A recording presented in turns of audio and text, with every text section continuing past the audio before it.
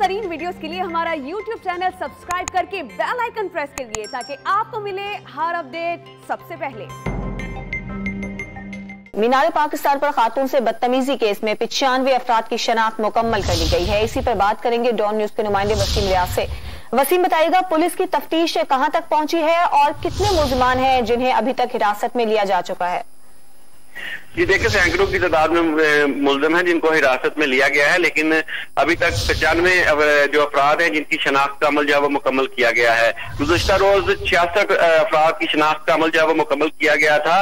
Investigation police के मुताबिक geo fencing और डिजिटल फेस मैचिंग के जरिए इनकी शनाख्त के अमल को जो है वो यकीनी बनाया गया, जिसके बाद 40 अफराद को शनाख्त परेड के लिए अदालत पेश किया गया और बाद इनको जेल भेज दिया गया।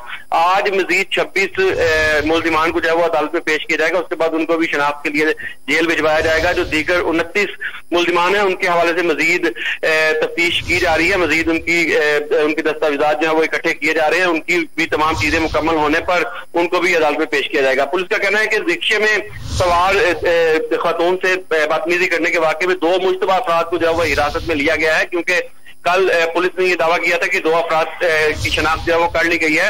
दोनों अभी मुश्तबा है, इस हवाले से उनकी शनाख्त अभी जाहिर नहीं की गई। पुलिस अफसरान का ये कहना है कि उनसे तफ्तीश की जा रही है।